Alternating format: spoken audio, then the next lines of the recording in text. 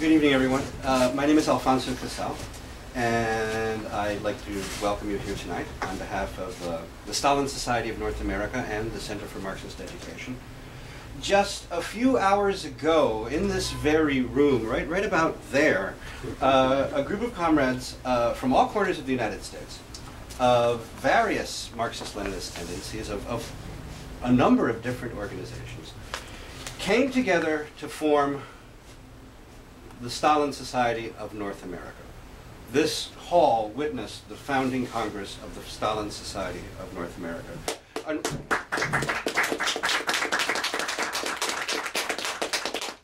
An organization specifically created to counter anti-communist history, Cold War myths, and specifically to restore the original historical verdict of Joseph Stalin as one of the giants of the 20th century and one of the leading figures in the history of progressive mankind.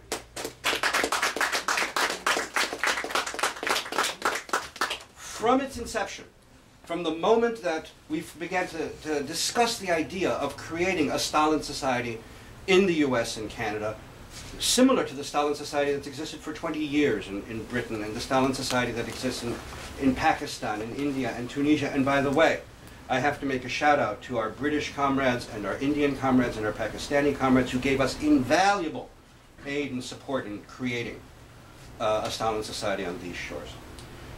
But from the first, we decided that we wanted to annually honor the individual who, in our eyes, had done the most to promote the values and the ideals of the Stalin Society. There was no doubt who we wanted. There was no doubt. There was no doubt that we were going to honor an individual whose numerous articles, both in Russian and in English, whose two books, Khrushchev Lied and The Murder of Sergei Kirov, have placed him beyond doubt, in my mind, as the leading Marxist scholar on the Stalin period of Soviet history. It is with a tremendous sense of pride, with deep humility and gratitude, and not a little bit of excitement, that I present not only this year's, but the very first Stalin Society of North America Award for distinguished contributions to Stalin and Soviet-era scholarship and activism to Professor Grover Furr.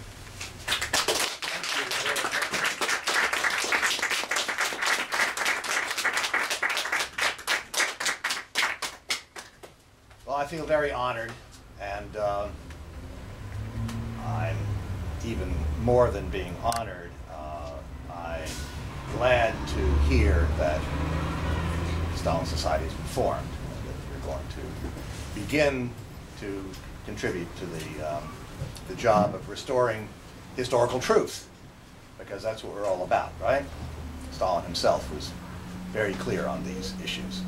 The issue to need to tell the truth. He's a materialist and a Marxist, and held the truth above all things. I was reading the book that it is in English called Conversations with Molotov, Felix Chuyev's interviews with Molotov, who was Stalin's right-hand man for a long time. I was reading, I have the Russian edition, which is somewhat longer, and in one of the sections, there's a section on Trotsky, and one of the things that Molotov says that he said to Stalin one day is that, well, he showed him the history of the Civil War, which was finished in the 30s. And Stalin looked through it and he said, "Where's Trotsky? Trotsky's not here." And Molotov said, "Well, he's an enemy of the people." And Stalin's response was, "He was the minister of the Army and the Navy. He needs to be in this book." Okay, that's Trotsky. Stalin didn't like Trotsky much, and the feeling was mutual. So, so that shows a dedication to objectivity and historical truth, and that's what I know we're all here about. That having been said, I'm very honored. Thank you again, and I'm going to hang this on my wall very proudly. And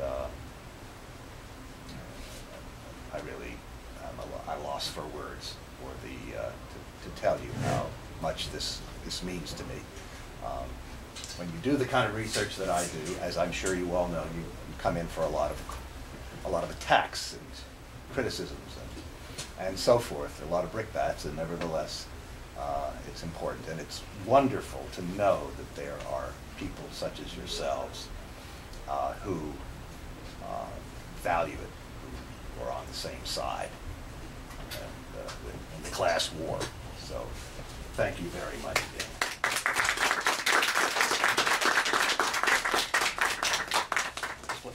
Put this over here and the tables.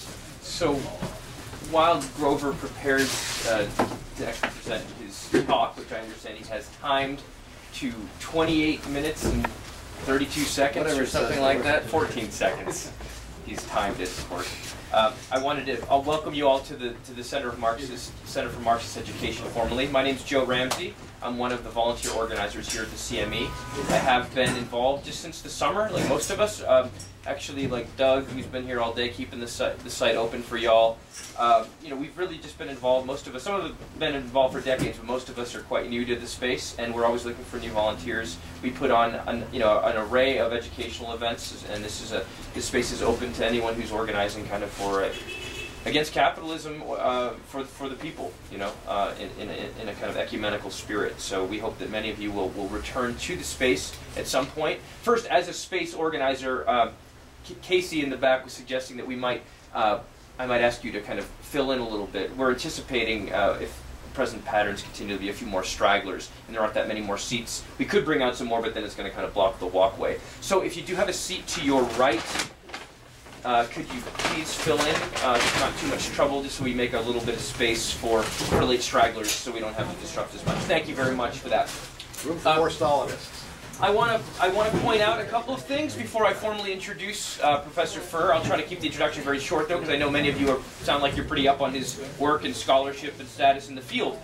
First is, we at the Center for Marxist Education try to run on a communist basis, though we're living in a capitalist empire, which is to say we have to pay rent, but we ask people to donate from their ability so that we can fulfill the need of the center to keep it running, to make it available for groups like the Stalin Society and many others. So I will pass this now. Perhaps after you hear Grover's inspiring, inspirational talk, you'll want your money back. Yeah, you'll either want your money back, or you'll be more inspired to think deeper. I understand many of you have bought books this, already today, which is great. Obviously, two of Grover's books are for sale up here for after the event. Grover Furr is a full professor at Montclair State University in New Jersey. Though originally trained in medieval literature, he's been a longtime scholar of the Stalin period in the Soviet Union, particularly in the past decade, which he's devoted pretty much exclusively to the study of that period. He has two books available in English, Khrushchev Lied and The Murder of Sergei Kirov, both for sale here afterwards, as well as two books in Russian and Turkish, which are not available in English yet. He's also the co-author with Vladimir Bobrov, his Moscow colleague, the number of articles of the Stalin period, including several that have appeared in the journal Cultural Logic, an electronic journal of Marxist theory and practice, for which I am actually a co-editor. I can say from my own first-hand involvement with Grover, with respect to Cultural Logic, that he's a meticulous researcher, and he's taught me personally to be more skeptical than I was already of anti-communist and anti-Stalinist claims about the Soviet Union. Actually, I wanted to identify just very quickly four things I really respect about Grover, who is a personal friend and comrade, as well as someone I've worked with in a scholarly capacity. One is his impressive wealth of knowledge about the historical period of which he will be speaking today. Two, that he really exemplifies a rare attention to primary source materials, rare, generally rare even in particular in terms of American studies of the Soviet Union and Russian history. Thirdly, he's quite fearless when it comes to following up on the conclusions he's made based on that primary source research. Fearless in stating his conclusions and in challenging prevailing common sense. Whether it's with regard to the Soviet Union or other issues, I've heard him also chime in on various political issues, and he's not afraid to go up against the teeth of reaction in all forms. And yet, as a fourth thing, really, as it manages to do that with an amazing and a kind of a rare amount of collegiality and fairness and even-handedness and goodwill. Now, whether that's what he really feels in his heart about these people that are lying like crazy, or that's just a tactic, I think it's something we could all learn a lot from. I've seen him countless. I could go on about it, and I won't. But on email lists and the like, really bringing out the exposing the enemy, if you will, by letting them kind of hang themselves, by maintaining such a collegial and kind of polite tone. I think it's really impressive. But the fifth thing I would say is that was a little more broadly that he gets accused of being a Stalinist a lot. Now here in this room, that may not be fighting words or a dirty word, but I wanted to propose that at the very least I think we could suggest that Grover is an anti-Stalinist, and I think that we should all be anti-Stalinist in the sense that Grover and others have helped to expose a whole layer of false charges, incorrect so-called explanations for the fall or reversal of socialism in the Soviet Union. And I've heard Grover say many a time that it's really imperative, whatever we may think of Stalin or any particular leader in history, Soviet or otherwise, whatever we may think of them, it's very important that we clear away the false explanations, the false recriminations directed against Stalin and the Stalin-era Soviet Union, so that we can learn the true, correct lessons of what has reversed, destroyed, rolled back socialism in the Soviet Union, or elsewhere for that matter. It's very important to do that, not just as an academic matter or a matter of reclaiming our sense of identity or correctness, but so that we can, in fact, learn the right lessons to make a true and a sustainable revolution that won't get stuck in reversed in socialism, but that will go all the way on to communism, right? And that's really, I think, one of the reasons I find Grover's work to be so valuable. Finally, before I give him the floor for his 28 minutes and 14 seconds, after which there will be question and answer, and I hope we'll have a lively discussion today, I want to point out the CME has some other events coming up. We can talk more about them later, but we have at least, we have like 5 or 6 other events in March, plus regular hours for those of you who live locally. Coming up on the 15th, that is to say this coming Saturday, next Saturday, we have a poetry and politics event here at the center under the name of Scrutiny. It's a new series we're running, a monthly series on the relationship between poetry and politics, poetry and radical politics. We also have an event on March 26th. We'll be having a discussion group on the Black Panther Party and George Jackson books, a book of letters from prison, Soledad Brother. That's on March 26th. Just the third event we'll be having on the 29th. Discussion of Maoism in South Asia, focused on the writings of Arundhati Roy and Robert Weil, who's had an interesting piece on Maoism in South Asia. Is the torch passing? In the journal Socialism and Democracy. So we have lots of events. I'm not going to list them all, but if you are interested, if you're near enough to Boston, or you can make yourself available, we'd love to connect with you beyond this event, whether in a volunteer capacity or just in terms of events going forward. Email list. We also have an email list, which was here a moment ago. Perhaps it's been circulating. Does anybody see a plastic binder? We have an email list with also. It's underneath. There you go. So if you want to get reminders about events, we don't send out many emails, but Casey does send out a couple of reminders a month. And if you'd like to be on our list for ongoing events here at the CME, please do sign up. I'll donate my pen to that cause. All right. I think that's everything. Yeah. So without any further ado, I'm going to turn things over to Grover. Please welcome him to the CME. Thank you very much.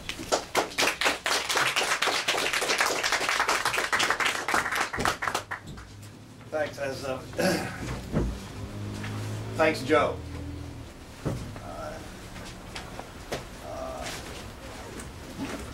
Very generous remarks. I've written this to come in just under half an hour because we have a lot of stuff to do. So let me get started on it, and then there'll be some other things that will go on as well. And I'm going to read it because it goes more smoothly that way.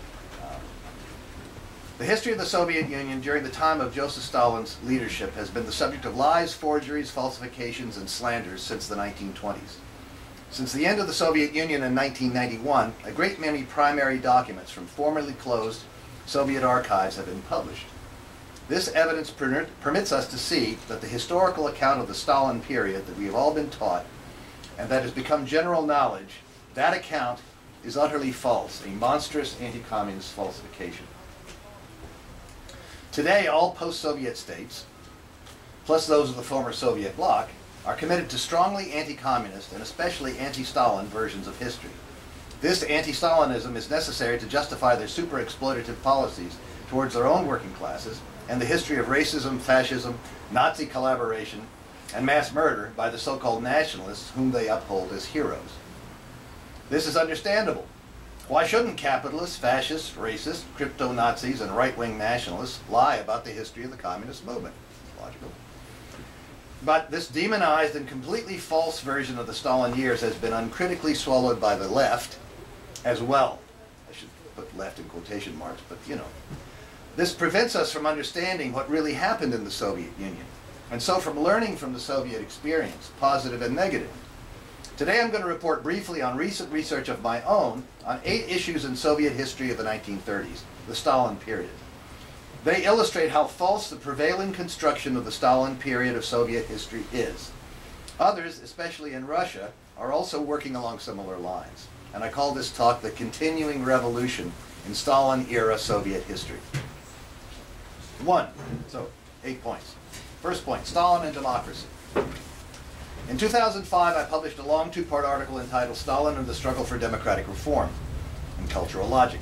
In it, I brought to the English-speaking public some recent research by Russian historians, principally that of Yuri Zhukov, a fellow of the Russian Academy of Sciences, who had access to secret Soviet archives for 15 years. Zhukov documents Stalin's struggle to get the Soviet Communist Party out of the job of running the country in order to turn that job over to the Soviets. Stalin's goal was finally embodied in the 1936 Soviet Constitution, which called for equal, universal, secret, and, this is a central issue, contested elections. Stalin and his supporters encountered a great deal of overt resistance within the party leadership and Central Committee. Contested elections were scheduled for December 1937, but resistance to them was so strong within the Central Committee that the provision for contested elections was canceled at virtually the last minute on October 11th, 1937. They were never to be held. It appears that Stalin tried to revive this democratic movement again in the 40s, but was unsuccessful. There is some evidence that Lavrentiy Beria wanted to continue that effort after Stalin's death, and that this was a prime reason he was murdered in 1953 by the other members of the Soviet leadership. 2. Khrushchev lied. In terms of its practical impact on world history, Khrushchev's secret speech is the most influential speech of the 20th century and possibly of all time. In it, Khrushchev painted Stalin as a bloodthirsty tyrant, guilty of a reign of terror lasting more than 2 decades. As a direct result of this speech, about 1/2 of all the members of the communist parties in the non-communist bloc quit their parties within 2 years. After the 22nd Party Congress of 1961, where Khrushchev and his men attacked Stalin with even more venom, many Soviet historians elaborated Khrushchev's lies. These falsehoods were repeated by Cold War anti-communists like Robert Conquest. They also entered left discourse, not only through the work of Trotskyists and anarchists, but through those of pro-Moscow communists, who of course had to accept Khrushchev's version.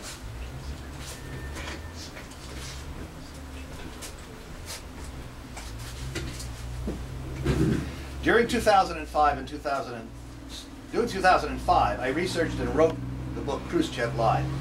Its long subtitle reads, quote, "The evidence that every revelation of Stalin's and Beria's crimes in Nikita Khrushchev's infamous secret speech to the 20th Party Congress of the Communist Party of the Soviet Union on February 25th, 1956 is provably false." In my book, I identify 61 accusations that Khrushchev made against either Stalin or, in a few cases, Beria. I then studied each one of them in the light of evidence available from former Soviet archives.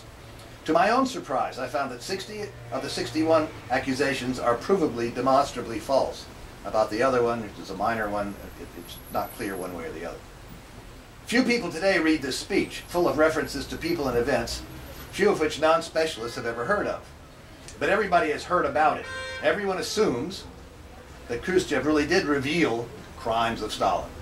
The fact that Khrushchev could falsify everything and get away with it for over 50 years suggests that we should look carefully at other supposed crimes of Stalin and of the Soviet Union during his time. 3. The murder of Sergei Kirov. At about 4:30 p.m. on December 1st, 1934, Leonid Vasilievich Nikolaev, an unemployed party member, shot Sergei Mironovich Kirov, first secretary of the Bolshevik Party in Leningrad, in the back of the skull. Nikolaev then tried to shoot himself in the head, but missed and fainted. At first, he seems to have claimed that he had killed Kirov on his own. Before a week was out, Nikolaev had admitted that he was a part of a conspiracy by a clandestine group of party members opposed to Joseph Stalin and favoring Grigory Zinoviev, Leningrad first secretary before Kirov. Interrogations of those persons, whom Nikolaev had named, and then of the persons named by those men, led to a number of partial and a few fuller confessions. 3 weeks after the murder, 14 men were indicted for conspiracy to kill Kirov. They were tried on December 28th to 29th, convicted and executed immediately. The larger significance of the Kirov murder unfolded gradually during the next 3 years. The threads that bound the Kirov conspirators to Zinoviev and Kamenev led to the 3 Moscow show trials, so-called, of 1936, 37, and 38, and to the trial of the military commanders known as the Tukhachevsky affair of 1937. In his secret speech, Khrushchev cast doubt on the official version of the Kirov assassination. Khrushchev's men tried hard to find any evidence they could to prove that Stalin had been behind Kirov's murder. Unable to do so, they settled at length for a story that Nikolaev had acted on his own. However, the version that Stalin had caused Kirov to be killed continued to circulate, becoming widely believed both inside and outside the Soviet Union. Since 1990, the view officially accepted in Russia has been that Nikolaev acted alone, and that Stalin used Nikolaev's murder to frame former or putative rivals, forcing them to admit to crimes they had never committed, and then executing them and ultimately many thousands more. My goal has been to solve the Kirov murder case. I review all the evidence as objectively as possible with appropriate skepticism, and without any preconceived conclusion in mind. The main conclusion of my study is that Nikolaev was not a lone gunman at all. The Soviet investigators and prosecution got it right in December 1934. A clandestine Zinovievite conspiratorial organization, of which Nikolaev was a member, killed Kirov. Implications. Khrushchev aimed to debunk the then canonical narrative of Soviet history during the 1930s and create a new one out of whole cloth, one in which Stalin was the criminal who had framed and executed a great many innocent party members. Khrushchev realized that the complete rewriting of Soviet history he wanted necessitated a reversal of verdicts in the Kirov case, and the reverse is also true. To reinstate the original verdict against the defendants in the December 34 Kirov trial implies that the defendants in the conspiracy cases that followed it, the Moscow-centered trial of January 1935, the Kremlin affair of 1935, the 3 Moscow show trials of 36, 37, and 38, and the Tukhachevsky affair trial of June 37, might well have been guilty. Since the testimony in all 3 show trials and in the Tukhachevsky affair trial implicated Leon Trotsky, it raised the possibility that Trosky might have been guilty too. Likewise, it suggests that other party leaders tried and executed in non-public trials might be guilty as well. Briefly put, the whole post-Khrushchev paradigm of Soviet history that I have called for short the anti-Stalin paradigm is in play in the Kirov murder. The Kirov murder case is one of a number of hot-button issues in Soviet history. Others include the Moscow trials, the Azovshchina of 1937-38, also known in Cold War terminology as the Great Terror, and Nikita Khrushchev's secret speech. All of these events are crucially linked to the Kirov affair. The Kirov murder is fundamental to our understanding of both elite and mass politics of the 1930s in the Soviet Union, and in fact to the fate of socialism itself. 4. Timothy Snyder, Bloodlands, Europe Between Hitler and Stalin, New York Basic Books, 2010. Snyder, a full professor of Eastern European history at Yale, has written 24 articles for leading intellectual journals such as the New York Review of Books. Now it's more because he's being interviewed and writing all over the place in New York Review of Books and New York Times and other places about the Ukrainian situation, right? In 2010, he published a book called Bloodlands. This book is by far the most successful attempt to date to equate Stalin with Hitler, the Soviet Union with Nazi Germany. It has garnered rave reviews in literally dozens of newspapers and journals, received many prizes for historiography, and been translated into 26 languages and still counting. Snyder has little to say about the Nazis, in fact. His main target is Stalin, Soviet policy, and communists generally. His broader claim is that the Soviets killed 6 to 9 million innocent civilians, while the Nazis were killing about 14 million.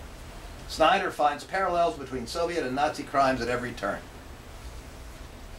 From my prior research, I knew that some of Snyder's accusations were false.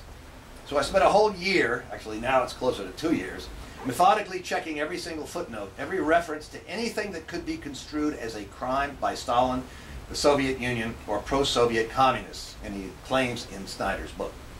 Snyder's main sources are in Polish and Ukrainian and hard-to-find books and articles.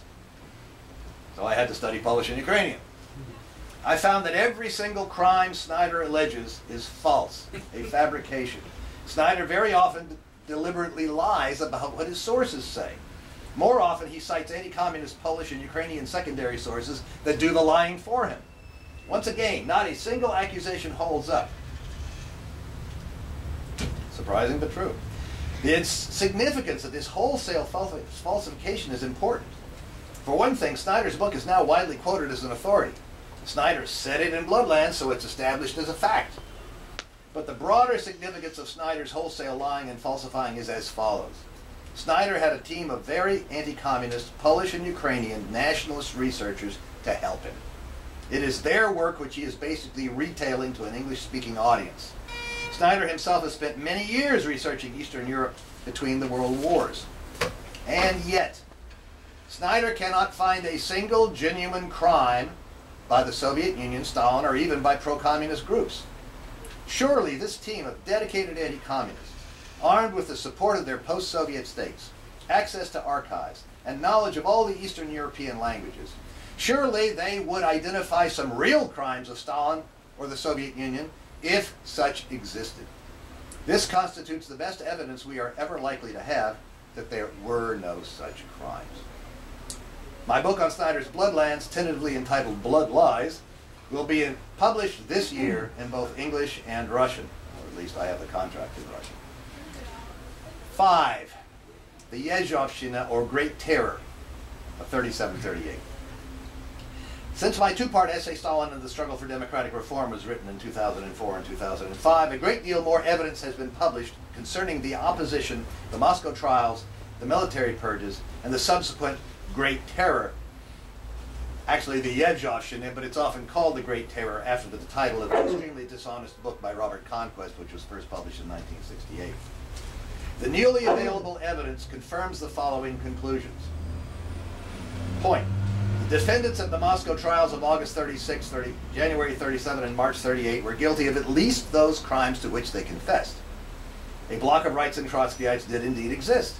It planned to assassinate Stalin, Kaganovich, Molotov, and others in a coup d'etat, which they called a palace coup. The bloc did assassinate Kirov. Point. Both Rights and Trotskyites were conspiring with the Germans and Japanese, as were the military conspirators. If the palace coup did not work, they hoped to come to power by showing loyalty to Germany or Japan in the event of an invasion. Point. Trotsky, too, was directly conspiring with the Germans and Japanese, as were a number of his supporters. Point. Nikolai Yezhov, head of the NKVD, Internal Affairs and the police, from 36 to late 38, was also conspiring with the Germans. A little bit more about Yezhov. We now have much more evidence about the role of NKVD chief Nikolai Yezhov than we had in 2005. Yezhov had his own conspiracy against the Soviet government party leadership. Yezhov had also been recruited by German intelligence. Like the Rights and Trotskyites, Yezhov and his top NKVD men were counting on an invasion by Germany, Japan, or other major capitalist countries. They tortured a great many innocent people into confessing to capitalist crimes so they could be shot. They executed a great many more on falsified grounds, or sometimes on no grounds at all. Yezhov hoped that this mass murder of innocent people would turn large parts of the Soviet population against the government. This would create the basis for internal rebellions against the Soviet government when Germany or Japan attacked. Yezhov lied to Stalin, the party, and government leaders about all of this. The truly horrific mass executions of 1937 to 1938 of almost 680,000 people, or at least that's the best estimate we've got now, were in large part unjustifiable executions of innocent people carried out deliberately by Yezhov and his top men in order to sow discontent among the Soviet population. Although Yezhov executed a very large number of innocent people, it is clear from the evidence now available that there were also real conspiracies. The Russian government continues to keep all but a tiny amount of the investigative materials top secret. We can't know for sure exactly the dimensions of the real conspiracies without that evidence. Therefore, we don't know how many of these 680,000 people were actual conspirators and how many were innocent victims. As I wrote in 2005, Stalin and the party leadership began to suspect as early as October 1937 that some of the repression was being done illegally. From early in 1938, when Pavel Postyshev, a member of the Politburo, was sharply criticized, then removed from the Politburo, then removed from the Central Committee, then expelled from the party, then tried and executed for mass unjustified repressions, these suspicions grew. When Lavrentiy Beria was appointed as Yezhov's second-in-command, this was in August 38, Yezhov and his men understood that Stalin and the party leadership no longer trusted them. They made one last plot to assassinate Stalin at the November 7th, 1938 celebration of the 21st anniversary of the Bolshevik Revolution. But Yezhov's men were arrested. Yezhov was persuaded to resign. An intensive investigation was begun and a huge number of NKVD abuses were discovered. A great many cases of those tried or punished under Yezhov were reviewed. Over 100,000 people were released from prisons and camps. Many NKVD men were arrested, confessed to torturing innocent people, tried and executed. Many more NKVD men were sentenced to prison or dismissed. Under Beria, the number of executions in 1939 and 40 dropped to less than 1% of the number under Yezhov in 1937 and 38. And many of those executed were NKVD men, including Yezhov himself, found guilty of massive unjustified repression and executions of innocent people. Some of the most dramatic evidence published since 2005 are confessions of Yezhov and Mikhail Frenovsky, Yezhov's second in command. I have put some of these on the internet. I've put all the ones that there are on the internet. There aren't any others, as far as I know, in both the original Russian and in English translation. We also have a great many more confessions and interrogations, mostly partial, of Yezhov, in which he makes many more confessions. These were published in 2007 in a semi-official account by Alexei Pavlyukov. I put those on the internet too.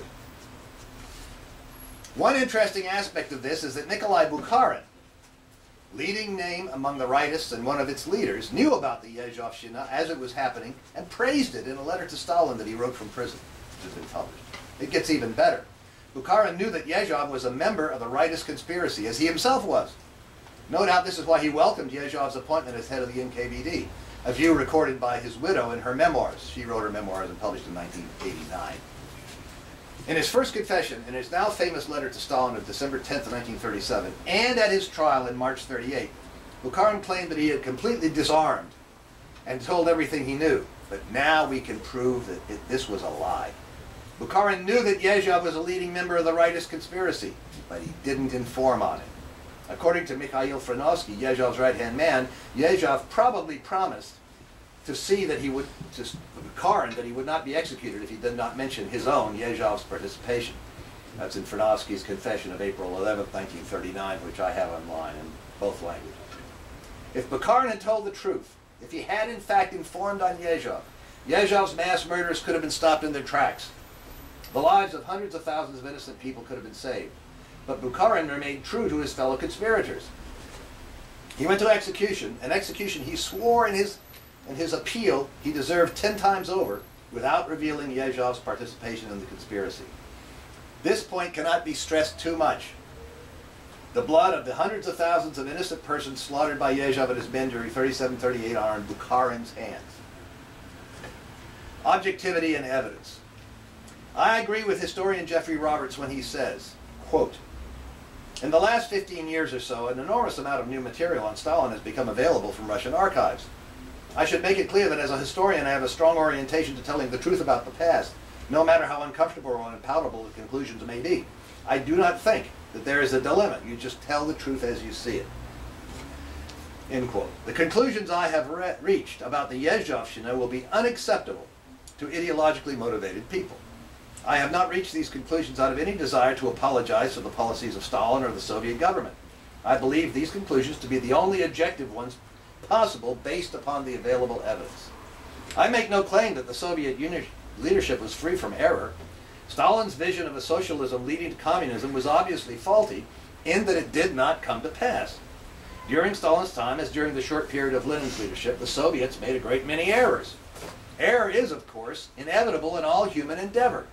And since the Bolsheviks were the first communists to conquer and hold state power, they were in unknown waters. It was inevitable, therefore, that they would make a great many mistakes, and they did. 6. The Molotov-Ribbentrop Pact of August 1939. At a conference some years back, it was in fact the MLG in Milwaukee. Were you there? Yeah. A liberal anti-communist threw the Molotov-Ribbentrop Pact, often called by anti-communists the Hitler face. Remember that guy? Mm-hmm. Yeah. "How can I defend it?" he virtually shouted at me. I realized I did not know nearly as much about it as I should, so I spent the summer of 2009 researching it.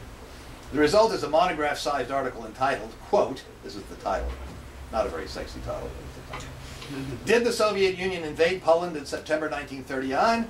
The answer, no, it did not," end quote. You can read it with 17 web pages of evidence and documentation on my home page. I learned a lot. For one thing, I learned that the pact was not an alliance. It's always called an alliance, but it wasn't an alliance. I learned the Soviet Union didn't invade Poland in 1939, and that all the Allies agreed at the time that it didn't. I learned that the Soviet Union was the only country that acted properly in the pre-war period. It's the only conclusion I could honestly reach.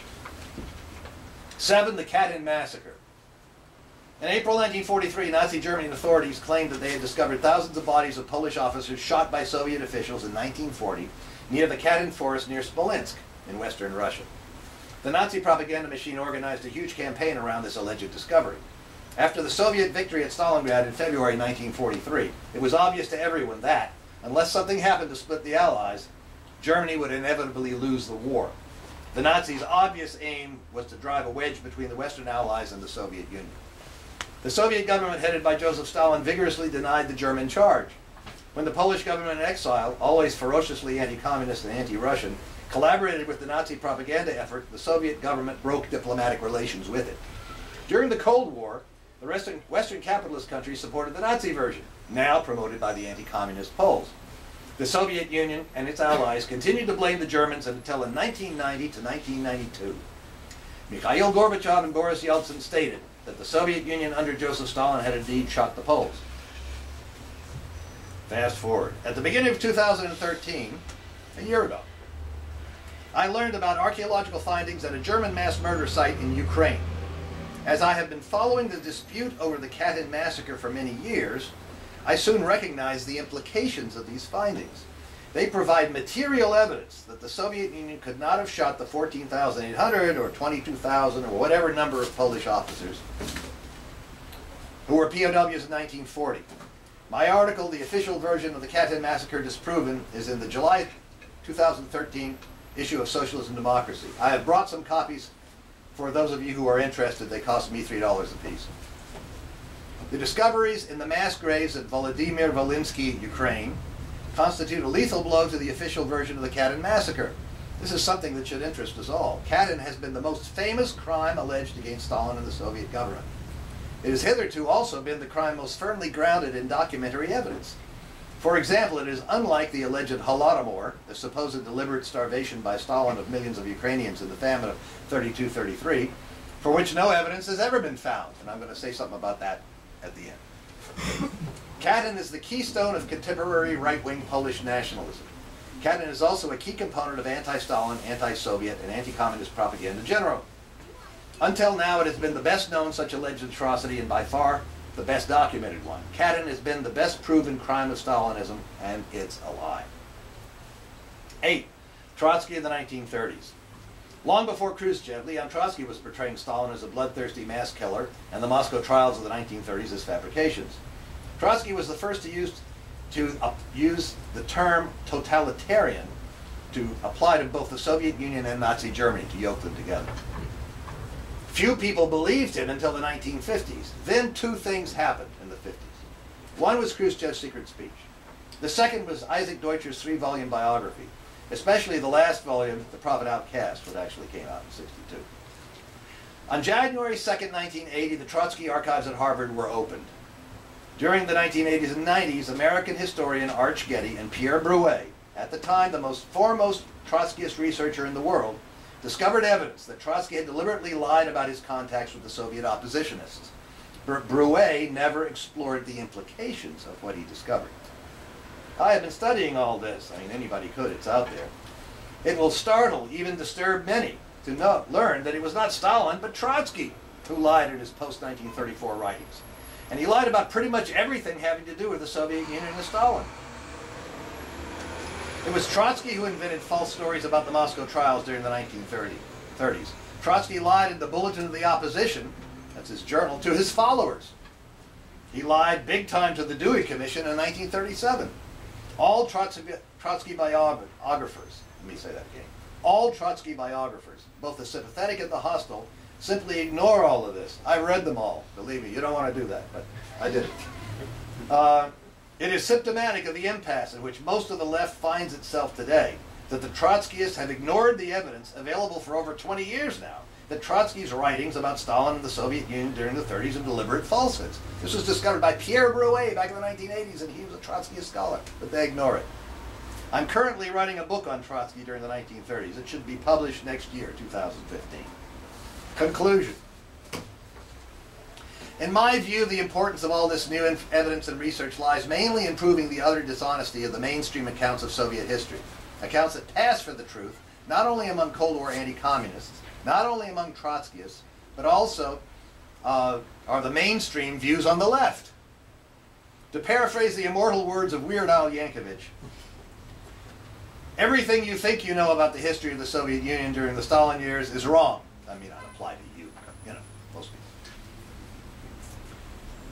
people. Yeah, Yankovic wrote a song called Everything You Know Is Wrong, up is down, black is white, and short is long. Well, that's the case. We Marxists ought to be relieved. All around the world, the horror stories about Stalin and the Stalin period are employed to discredit Marxism, socialism, and communism. Now we can see these horror stories are lies. The communist movements of the 20th century did not lead to communism. Instead, they led back to capitalism. Obviously, they made serious errors, but these were the errors not of criminals and murderers, as we are incessantly told, but of pioneers.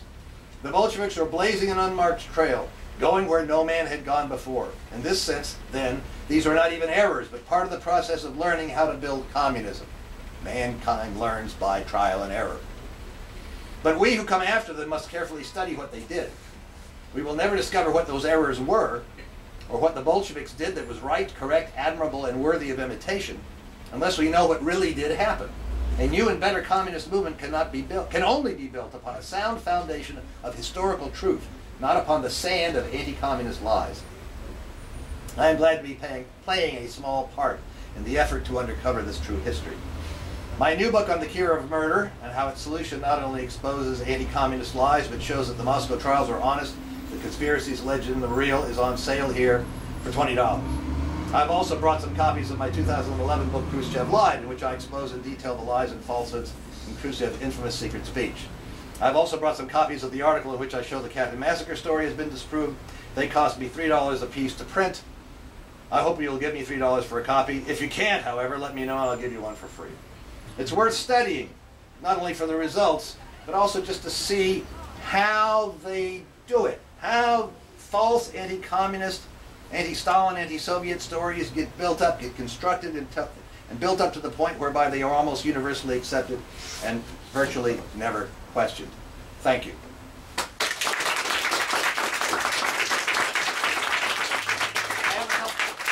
I have some favors for you.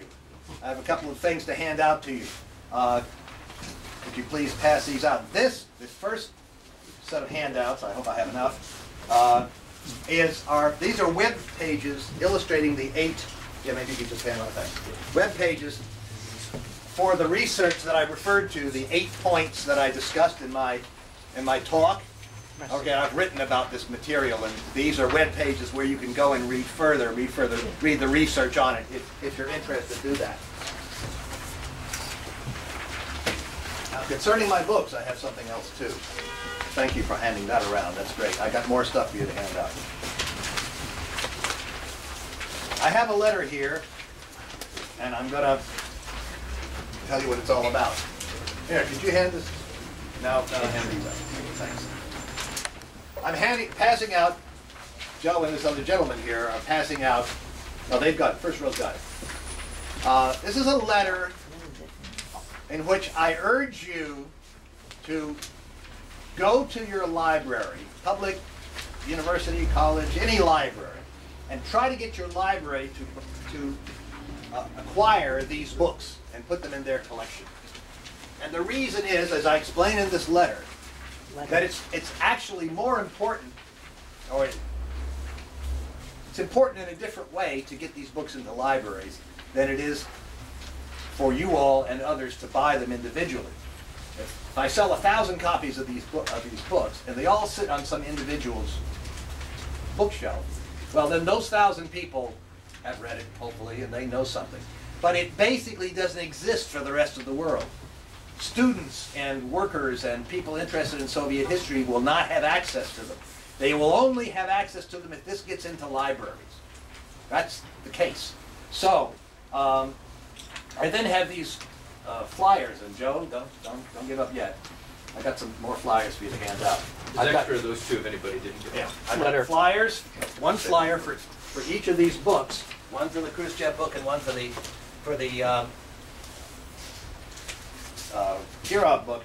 And the flyers each have the information that any acquisitions librarian will need. They have the ISBN number, they have the web page at Amazon and at the publisher, and they have the OCLC number. The OCLC number is the number that's used by this great mega database of world libraries. Okay?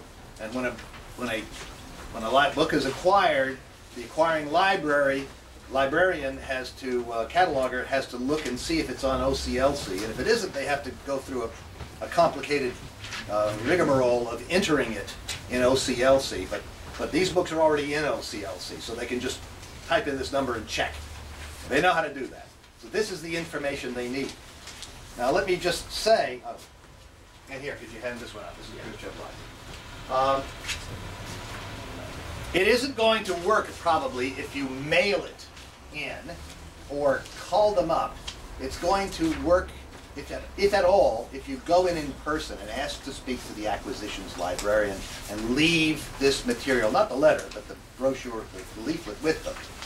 Now, they still may not acquire it, but they certainly aren't going to acquire it if you don't ask them, because this is by a small left-wing press. This is not going to be in any of the library journals. It's not going to be advertised in any of the big magazines. The scholars in the field aren't going to mention it. It was reviewed in Socialism and Democracy, and that's great. But, if we're going to get it into libraries, individuals have to go and request it. And a number of people have done that. So it is in some libraries, and it needs to get into libraries. And that's like a politically important thing to do. Not for me. It's not for me. But this is if we want the truth to get out there and to be available to people, that's what we need to do, right? We need to get that out. Now, the way I envisage things going from now on, if that's okay with you, is to have some Q&A and a little discussion. But I thought I would start out by just saying a word or two about the Ukrainian business. I'm not going to talk about the politics of it. We can discuss that if you want to. And I'm sure we have, broadly similar views. But there are a number of myths that underpin right-wing Polish nationalism, which predominates in Poland. And there are a couple of myths that underpin right-wing Ukrainian nationalism, which is heavily, heavily in evidence these days in Kiev, all right, and is a major reason why a lot of Russian speakers in eastern Ukraine are thinking about seceding if they could. And these are the myths. Number one, the two myths are the myth that Stalin and company deliberately starved millions of Ukrainian peasants, either in order to take all their grain to spend on something else, or in order to punish them for their patriotic nationalistic feelings, or for whatever reason. That's called the Holodomor myth. Holodomor is a nonce word coined in the sometime, or at least popularized in the 1980s by the Ukrainian, right-wing Ukrainian diaspora, people outside of Ukraine, and then imported into Ukraine. Ukrainian scholars from Ukraine didn't know about it until it was imported.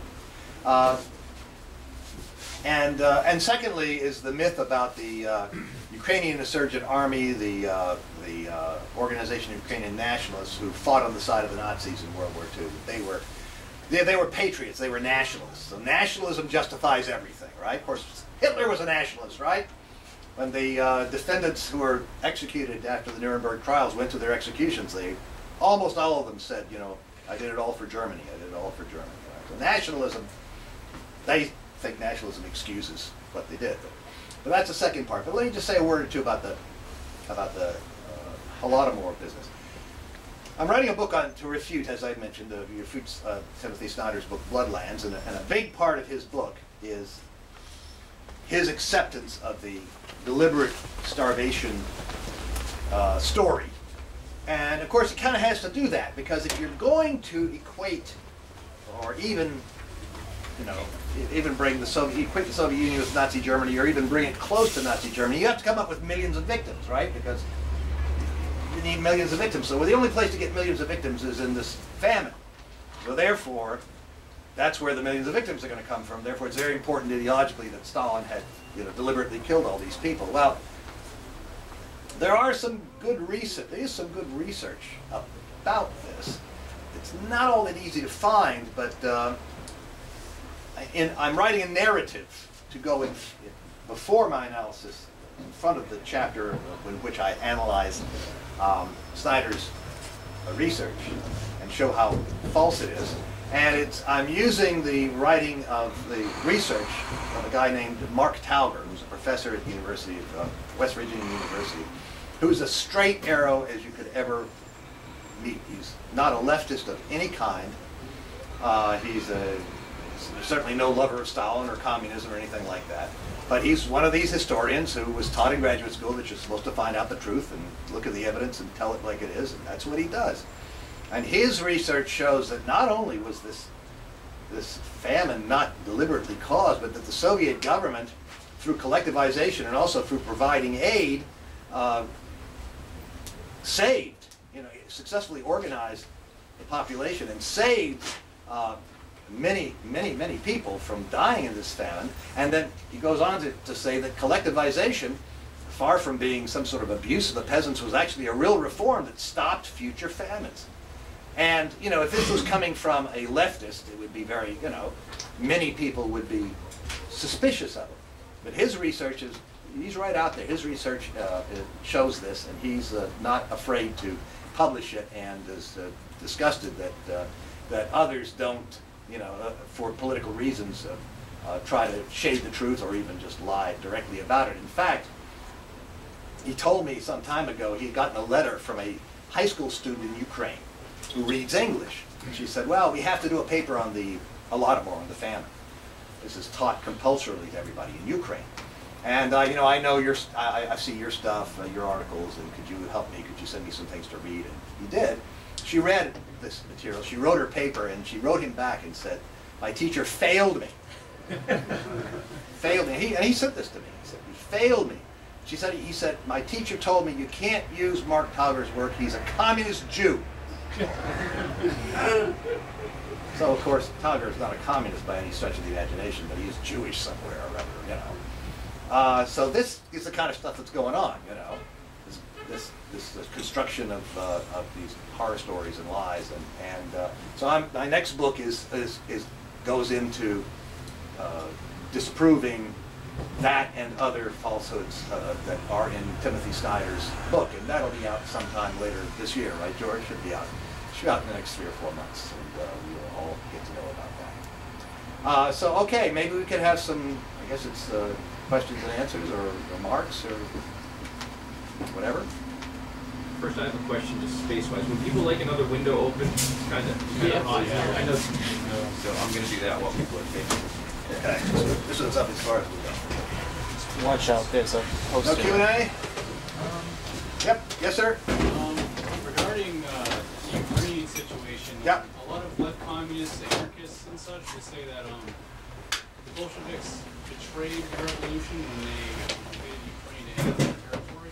When they what? When they ended free territory in Ukraine. When was this? In the 20s, I believe. There was a Ukrainian Rada which came along. There were Ukrainian nationalists in Western Europe, and the Ukrainian Rada which came along with the Germans when the Germans, as a part of the Civil War, invaded part of Ukraine. And they set themselves up as a Ukrainian government, but they were completely formed by, as a result of the German army. When the Germans withdrew, the Ukrainian army, the Ukrainian Rada fled. The Ukrainian nationalists, or some Ukrainian nationalists anyway, now claim that that was the first independent government of the Ukraine. And the second one was the one declared by Stepan Bandera and Yaroslav Stetsko and all of these Nazi mass murderers who came in with the Germans, with the Nazis in World War II. And they had their contradictions with the Germans. Hitler decided that he didn't want to give them as long a leash as they wanted, right? So he put some of them in a concentration camp, but he let them all out again too. So, and they were involved in lots of mass murders. In fact, I quote some research done by anti-nationalist, but still bourgeois, not leftist, Ukrainian scholars in this article on the Katen issue. These bodies that were Polish, including these bodies of Polish officers that were supposed to have been killed 700 miles away by the Soviets in April, May 1940, and turned out really were killed in late 1941 in Volodymyr Volynski, Ukraine, were actually shot not just by the Nazis, but also by their Ukrainian nationalist allies who came in with them. And these Ukrainian, not leftists at all, but anti-nationalist Ukrainian scholars have written about that. So I found that material and put in references to that stuff too. So like Polish nationalism, and this probably goes for other Eastern European countries too, the construction of Ukrainian nationalism is very right-wing. It makes heroes out of these fascist mass murderers. And there's an article in today's New York Times where somebody, one of the reporters, interviews this professor, Andreas Umland, who is of German background. I get his newsletter. An anti-communist guy. He teaches in a Ukrainian university. They ask him about Bandera, and he says, "Oh, Bandera, you know, some say he was a nationalist, and some say he was a fascist, and there's no agreement about that. What a coward, you know." Of course, he was a fascist. You know, he's implicated in lots of mass murders, and these anti-Ukrainian scholars and many others write about that. There's a biography that's supposed to appear within the next year. Finally, a scholarly biography, in English, by the way, of Stepan Bandera. And the guy who's writing is a guy named Grigory Rusalov. Anyway, Grigory Rakosovsky Liba has been giving talks, or he's given a couple of talks in Ukraine about the adjournment. And I was told by somebody who's a friend of his that he had to have bodyguards.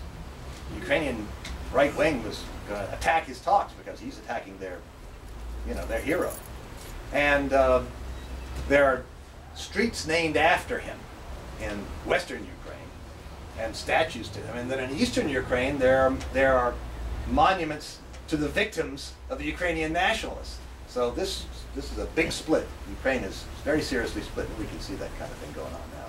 Yes, ma'am, you had a hand up. Okay, well, a little different generation. I remember when I was living with my cousins, both had been in the party, and I was and still am. Remember when Stalin died, Billy said, you know, he did a few stupid things, but you know, on the whole, he was a great guy, and I've always respected him. He taught me how to be a good mother too, by the way. But with that, when I was in school, I had a history professor who was very close to some really bigwigs in the State Department, and this is what we were taught for 20th century history, was that Stalin screwed up because he believed junk which was coming through from German intelligence coming through, and that he messed up on some of his great generals during the whole trial piece, you know. Yes. That, like I said, that's coming from Yes. right-wing State Department. Sure. Which sort of gives sort of a thing. The other thing is I wanted to say on the Ukraine, when I was in high school, we were recommended, so I did read, if you wanted to know what went on in the Soviet Union in the 20s and 30s, to read Sholokov's Quiet Frozen Dawn, and then God Comes Home to the Sea, and you see the conflicts and the stuff coming in from abroad, and the internal conflicts and what happens, so that you know, I have sort of skepticism. And then you can read Nicholas's book here, on Love and War, volumes 2 and 3 are coming out, but who was born in this country, and Who is that? Nicholas Gerlach. Well, you may be interested, I'll show you after. Sure. But volume 2 and 3. His father and family, his father left in 1905 to escape with his life. And in the early 30s, Nick was born here, half the family was here and half went back with my father. And that was because there was no work for minors. Wow. And so during the war, 1941, Nick was 16. And so Nick was sent to Siberia by father to a brother who, because there was a lot of anti-foreign stuff going on in the 30s, and that family was split, but they were Soviets. Yeah. So Nick went to Siberia. At any rate, when he turned 18, he tried to enlist, and he was being rejected because he wasn't American. At any rate, he did. And then 6 months later, he was in the Battle of Kursk. Right. And got wounded promptly, but then rejoined, and he went to Berlin and carved his initials in the Reichstag. Good for him. Let me just say something about the... But I'm saying the split, and I know personal stories of other people, you know, one who was sent to camp, you know, real tragedy, came back and became a very honored artist, to put it that way. So there's a lot of I'll say mistakes were made, and it has particularly, I think, at anything when this goes for a lot of movements, you have to be careful to look at your fact. You judge individuals. And not the current. Yeah, and what happened in 37, 38 is Jezhov was just arresting people left and right. This is one of the things I touched on. Now, let me just say something about the generals. After World War II, 3 former SD men, as in people who were in the Sicherheitsdienst, which was the German intelligence, wrote books. They contradict each other, all claiming that they helped the German intelligence frame Marshal Tukhachevsky, planted false information and so forth and so on. And this story got around. Not everybody accepted it. This story got around so much that when Khrushchev came around, he actually had his men look into it. They said, no, there's nothing to that. A long time ago, back in 10 years ago or so, I wrote most of a book about the Tukhachevsky affair, and then I put it aside for a while. I did thorough research on all of that stuff. That's all nonsense. That didn't happen. The Germans... Not with him, maybe, but there were... Well, if you say so. Suspicion came on a number of people who shouldn't have. Well, could be. And that their losses were felt at the initial... okay. I mean, I'm not saying I can't... I've looked into the Tukhachevsky business quite a bit, and I have a draft of a manuscript, which in one of these years I'll get around to redoing and bringing up to date. There's a tremendous amount of evidence that the major, those primary generals were guilty. But that doesn't mean that everybody who was executed was guilty. Sure, I hear you. Sure. Yes, sir. First of all, I just want to make another appeal on behalf of the Center for Marxist Education to pass the hat, sign up for email lists and upcoming events, because we have a great turnout tonight and a very interesting talk. And we here at the Marxist Center for Marxist Education, I think whatever criticisms we may have of the Soviet experience, we do not compare them to Nazi Germany, because there is a very distinct difference between those who started the Holocaust and those that ended it. That being said, and I would just like to challenge you, having read your cultural logic pieces on Bukharin, or the Stephen Cohen biography, and the evidence of Trotsky's collaboration with Germany and Japan, which you did elaborate upon slightly here. And I would like to just raise some questions, and I'd just be interested in your response to them. And I mean this in, of course, the most comradely manner possible. And if the verdicts of the Moscow trials were true, then Trotsky, Bukharin, etc., along with a number of other Soviet government officials, were involved in collaboration with German, Japanese, Polish, and British intelligence. However, there has been nothing in those has there been anything in those archives that would substantiate those extraordinary claims, even though many of those archives have been opened. Many of them were in countries that were subsequently occupied or liberated by the Soviet Union. Furthermore, you did bring up Pierre Brouet and J.R. Czgety on the Trotsky bloc of 1932. Sure. Neither of them claimed that it was a terrorist bloc, and both their sources also claim that the bloc subsequently broke up at that point. And even if Trotsky was in contact, which those authors and you do claim he was, with supporters within the Soviet Union, that does not necessarily make it a terrorist or an espionage act. Mm-hmm. And furthermore, it can strike one as quite incredible that conspiracies, whether the Holocaust, which was planned as a conspiracy, Watergate, Iran-Contra, these were of course done behind closed doors, yet they do have a certain paper trail, memos, reports, etc., etc. This one would have to be one of the first that has almost no paper trail, according to that. The other thing is, according to you, that Bukharin's confessions at his trial were valid.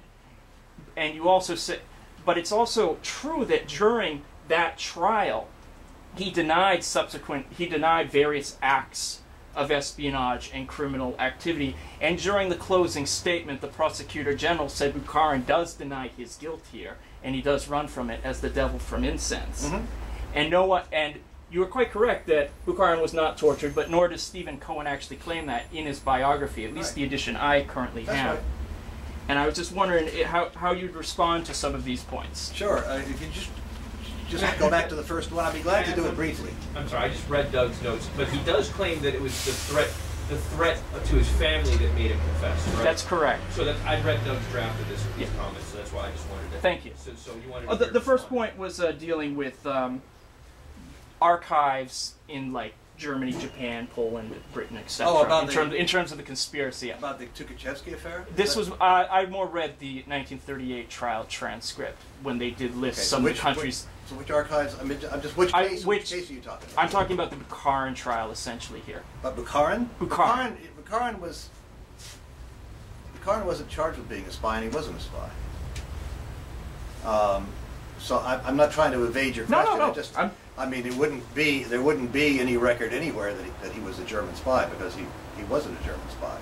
He said he wasn't, and he wasn't. That's not what he was convicted of doing. As I recall, Wyszynski tried to pin that label on him, but he wasn't convicted of that. He wasn't a German spy. Okay. But the interesting thing about, Bukharin spent much of the trial transcript denying certain charges. That's correct. But he agreed with all kinds of other charges. He didn't deny all the charges against him. He agreed over and over again. That's in my article. He accepted guilt for many serious charges. He was concerned about denying certain other charges. Okay? And so it's not true that these... So what I said in my talk was that these people, where these defendants were guilty of at least what they confessed to. Bukharin did confess to some crimes in that trial, but he spent a lot of time saying also that he was not guilty of yet different charges. So I didn't say I never said, and I don't believe, that he was guilty of everything the prosecution charged him with. I think he was guilty of at least those things he confessed to. Now, he didn't confess to knowing. That information comes from Frenovsky's confession, so there we have some pretty good evidence that he didn't confess to everything. He didn't come clean, and that's pretty serious. But I never said that he was, and I never meant to imply that he was guilty of everything the prosecution charged him with. Now, what's the next point? Just the next point was dealing with Trotsky's 1932 bloc. Yeah, neither of those scholars have any evidence that the bloc broke up. It was very important for Brouet to say the bloc broke up, and he says it repeatedly. He has no evidence that they did. There's other evidence, which will come up in my book, and other Soviet evidence that it didn't break up. And in fact, in Brouet's biography of Trotsky's son, according to Brouet, Trotsky's son gave a talk to, the Trotsky movement, the Trotsky group, and I think it was May 34, sometime in 1934, where he said, Smirnov and named some of these other figures have returned to us. Now Smirnov was already arrested in 33. That was when, according to Brouet, the bloc broke up. But in 34, Sedov, who was Trotsky's son, is saying they have returned to us. Now, so there's really no evidence that that bloc broke up. But it's important for Brouet to say so if he wants to say that all of these people were framed. I don't remember that Getty actually addresses that particular issue at all, but Brouet certainly does. And there's no evidence that it broke up. It's important for him to say that to maintain his kind of view that despite the fact that Trotsky lied about this and that, he still was basically right. But we know he wasn't basically right. When the Kirov assassination took place, and Trotsky wrote extensively about that, and then the other Moscow trials took place, Trotsky said, oh, this is terrible. I would never have had anything to do with any of these people. It's absolutely false that I would ever consider forming a bloc with these horrible individuals. We know he did. So, I'm not blaming him for lying as such. I'm not saying, Trotsky, you're a liar. But the point is, we know that he falsified all of that stuff. And once he denied it, once he said this is all a frame-up, he had to continue to say it's a frame-up. Pierre Brouet says, now we know that this is not, that it was not all wrong. And Brouet invents this notion of 10% truth and 90% falsehood, and he says that in some of his writings, But Brouet doesn't say that it was all false. How could he do that? Because he's the guy who discovered that there was this bloc. He also discovered a whole bunch of other issues, other points on which Trotsky lied. And I'm going to put that in my book too. One more point. Then okay. The other point is just about the nature of conspiracy and the fact that this essentially left no paper trail. Yeah, I think yeah, absolutely. There's Brouet did. I'm pretty sure it was him, but somebody did an interview of one of Trotsky's secretaries in the 50s. And she said the only ones who knew about anything, because of Zborovsky, who was the guy who managed to get himself, he was a Soviet agent who managed to get himself to be Sedov's right-hand man. I mean, he really was. Zborovsky didn't know about any of this stuff. And Lydia Dallin, who had been Lydia Estrin when she was Trotsky's secretary, came to the United States, lived quite a long time, told Brouet, he said, the only people who knew anything about what was going on in the Soviet Union were Trotsky and Sedov. They didn't tell anybody else. And as for the idea that somehow or other there's a conspiracy, I do say this in my article, as a conspiracy leaves a paper trail, we know that that's not so. And the example I use, I think I use it, I'm pretty sure I do in that Trotsky article, is this. There was a conspiracy to kill Beria in 1953. And we know that they did it, because they did it, and then they all boasted about it, the people in the Politburo. There is no paper trail. Okay? We have Malenkov's and documents and all that sort of stuff. According to Malenkov's documents, there was supposed to be a Central Committee meeting where Beria was removed from being the head of the MVD at that time and made the commissioner of the oil industry. That's the only paper that came up. So there's, and of course the stories are different. Every one of the participants in this assassination of Beria, arrest and assassination of Beria, tells a somewhat different story. But we have no paper trail. But yet we know it happened because Beria was killed and all these guys bragged about it. So it's not the case that a conspiracy has to leave a paper trail. Then there's the whole question of, if it was in the Japanese archives or the German archives, would we know about it? Would somebody have told us about it? Maybe somebody took it out. There's in 1945, one of the top officers of the SD was arrested by the Germans, a guy named Walter Schellenberg. And Schellenberg was interrogated. He was interrogated in Sweden and he was interrogated in Germany. And there's a book about his interrogations by a German scholar. And I got it. And there was an article in the New York Times that said Schellenberg has said that the Katen massacre didn't take place. It was all a German plot. But in Schellenberg's memoirs, it's not there. So I got this book on Schellenberg's interrogations, and the author says, I have it on my Katen page, I'm pretty sure. He says, he was arrested, he was brought to Germany, and for 7 days we have no interrogation. He says, well, there must have been something going on, but we don't have the text of those things. So so let's not be naive. If you're going to have a serious high-level interrogation, conspiracy, it's very stupid to write anything down. Okay? I'm not saying nothing ever gets written down, but the fact that there is no written document doesn't mean that there was no conspiracy. However, in history, unlike a trial, let's say, we go by the evidence we've got. Nobody's freedom is at stake. Nobody's going to, there's no such thing as the benefit of the doubt, right? That's only so that you don't convict guilty, innocent people, right? We just have to bring up the evidence we have. We have lots of evidence, it's all circumstantial, that Trotsky was involved in these kinds of conspiracies. That's all the evidence we've got. We don't have any evidence other than his denial that he wasn't, but he lied. He lied, and of course he had to lie to have a conspiracy, but we know he lied. So when all the evidence says there was such a conspiracy, and that's all we've got, then you have to go by the evidence. If you're going to be a materialist, materialists decide things about on the basis of evidence. You say that's the evidence. If alternative evidence comes forward, we have to be prepared to change our minds. But that's it. I think the problem is that Trotskyism has gotten deep roots in the left, not only in the United States, but probably more in the States than elsewhere, because the Trotskyist movement was always biggest in the United States.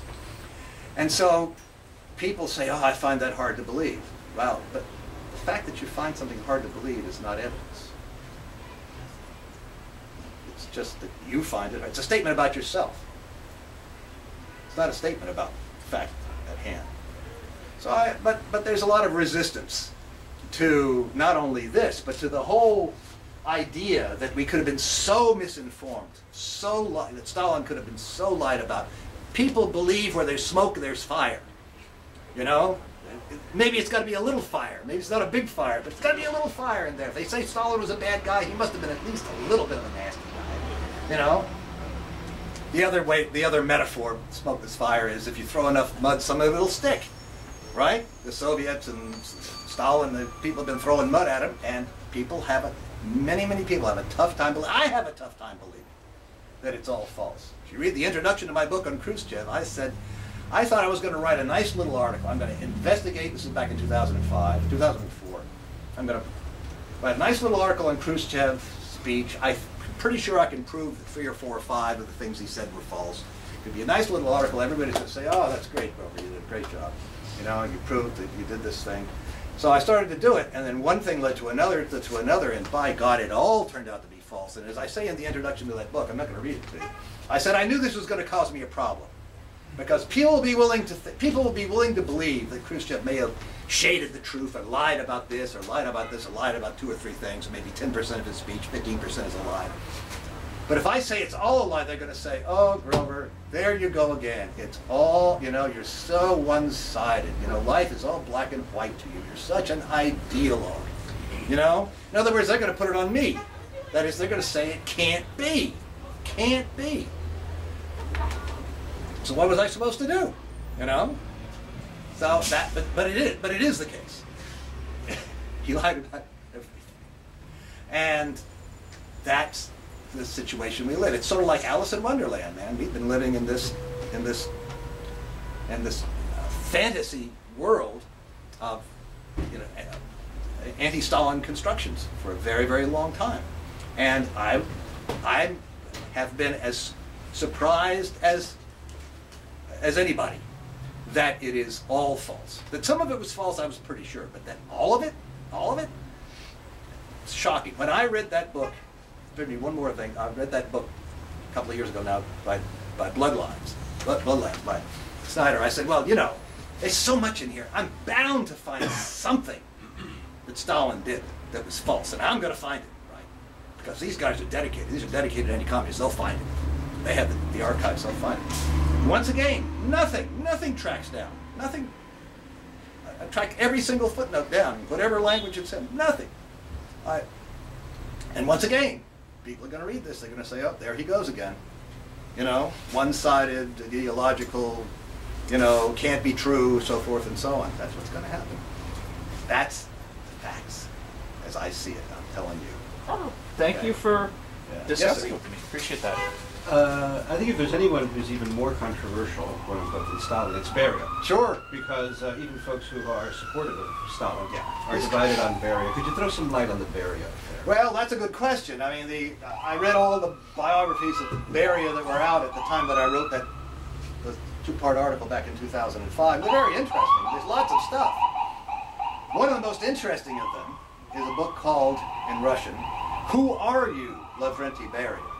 And this is a guy who actually had access to at least some of the archives. And now there's a huge book of documents that have been published in Russia about Beria. I mean, I don't want to be dogmatic, but nobody who recognized Beria saw him after the day he was arrested, June 26, 1953. The guy who wrote this book, whose name escapes us, Sukholinov, Alexei Sukholinov, who wrote this book, Kto ty, Lavrentiy Beria? Who are you, Lavrentiy Beria? He had access to some of the documents from the various files, and he had the arrest, you know, the arrest certificate, you know, where they have the photographs, okay? It's not Beria. It's a man who looks vaguely like him, but it's just not him. It's not him. And there are no fingerprints.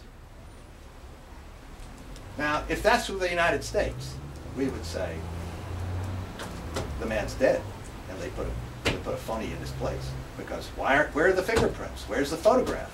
By the way, the photograph is not a photo. All the other photographs, there's lots of them available, of people when they got arrested, they have a number written across their chest, and they don't look too happy. They have a face forward like this, and they have the side view, and they have the number. The photograph on Beria's written thing is this chubby guy, smiling like this, and there's no number, and there's no fingerprints. I mean, I think you could basically, I don't want to be glib, but to me, that did it, okay? There's no way this man was still alive. No way. As for his life and so forth and so on, I don't know. That's true. Beria is slandered more than Stalin. Okay, Stalin was slandered, but Beria is slandered even more, and therefore it's much more unresolved, all this kind of stuff. And of course, Stalin's right-hand men were complicit in this. So that is a serious issue. Yes, sir. Yeah, just a couple of things to add on Ah, Beria yeah. and on people who Yeah. you know, were falsely convicted Yeah. under Yedo, right? Yeah. Was that once Beria was in office, he already started to go through a lot of the records of people who had been Oh, yeah. possibly unjustly convicted. Mhm. Right? And that included various generals. The one I'm thinking of is Rokossovsky, Yeah, Rokossovsky. right? Who was then reinstated and Yeah. became one of the heroes of the Red Army in World War II. But there were a lot, you know, who was it? Somebody, I think it may be, what's her name in Northern Ireland, you know. Yes, Irina. I think it's in her thing or some, no, it's in a number of things where somebody says, well, what about the case of my uncle, my whoever, you know, I'm sure he's innocent, what's going to happen? And whoever the person's talking to says, look, a lot of these cases, you know, already, 39 and so on, are being reinvestigated, and a lot of people falsely convicted of being released. It's very important to understand that the Russian perestroika, which is Gorbachev's, didn't say I was going to put it into the Soviet Union, he said we're going to have reconstruction, perestroika. And along with perestroika was supposed to come something called glasnost, which means openness. So they opened up some of the, I don't know what open means, I mean some scholars could get in some of these archives. But in 1996, Yeltsin closed them again. He formed a separate archive called the Archive of the President of the Russian Federation, and he moved all the investigative stuff in the 30s, and probably a lot of other stuff, but I don't research other periods, into that archive. And that stuff's all closed. Now, there's a law in Russia that says that after 75 years, everything's supposed to be declassified. Well, 1934, 75 years, 2009, that's the Kirov assassination. And then the 75 years from 1937, the Tukhachevsky affair and so forth, that was 2012. Vladimir Bobrov, who's my colleague in Moscow, is in touch with a guy, Slava Ushkalov, who's an assistant to some research. He's a researcher. He's assistant to people at the Russian Academy of Sciences. And he's coming out with some really interesting stuff, and he's sending it to me about the military conspiracy, because we're really interested in that. But one of the things he did was he said he made a formal request to the archive. He said, listen, it's been 2012. The Tukhachevsky trial transcript should be declassified. He got a response. It's been sent to the FSB, which is the successor to the KGB, the security chief, for investigation. Therefore, it's an active investigation. Therefore, it's closed. Nobody can see it. But, as I point out in one of my articles, in 1990, a member of the Duma, while the Soviet Union was still alive, a guy named Viktor Alksnis, who was a colonel in the army, former colonel in the army, got to read that. They let him because his grandfather had been one of the judges in the Tukhachevsky case. And of course, his grandfather was then later shot himself. So in the Alksnis family, everybody considered that all of this was a frame-up. Victor Alksnis went in and he was allowed to read the Tukhachevsky trial transcript. As far as I know, nobody else has been allowed to do it, but he did it. And he came out and he published an article. He says, I was convinced they were all innocent. He says, now I'm convinced they're all guilty. The stuff that they confessed to and so forth. Vladimir and I discovered in the Volkogonov archives in Washington, D.C., stuff smuggled out of the Soviet, Russia, sent out by Dmitry Volkogonov, a horrible anti-communist, but he had a lot of access. Marshal Budyani's letter to Voroshilov describing the trial. That's still top secret in the Soviet, in Russia, but it was in the Volkogonov archives. And Vladimir and I published an article about it. It's only in Russian. I haven't translated it yet because I've been doing other things, but it's on my webpage. If you're Russian, there it is. And Budyani was one of the judges, and he attended the trial, and he summarized the trial with Voroshilov, who of course was the Minister of Defense that didn't go to the trial. And he summarized some very interesting stuff, including, you know, that some of these guys directly implicated Trotsky, but lots of other stuff.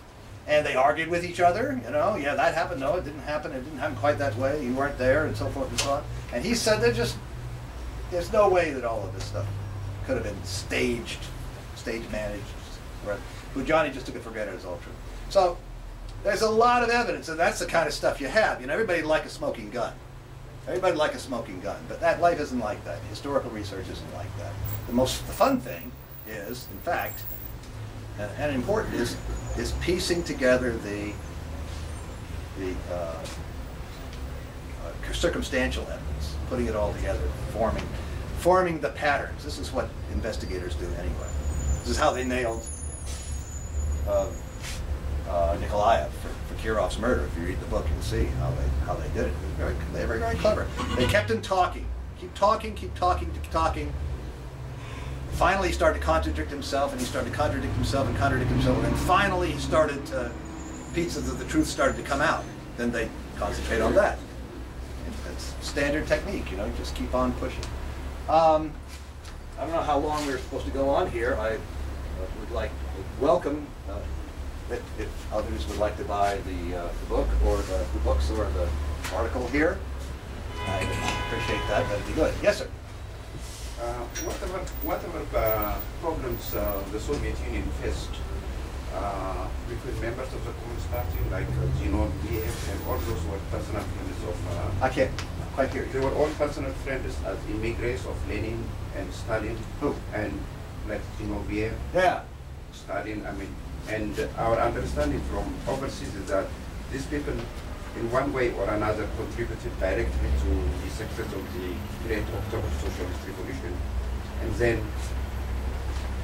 then they were convicted as criminals, and judged, and some of them were eliminated and stuff like that.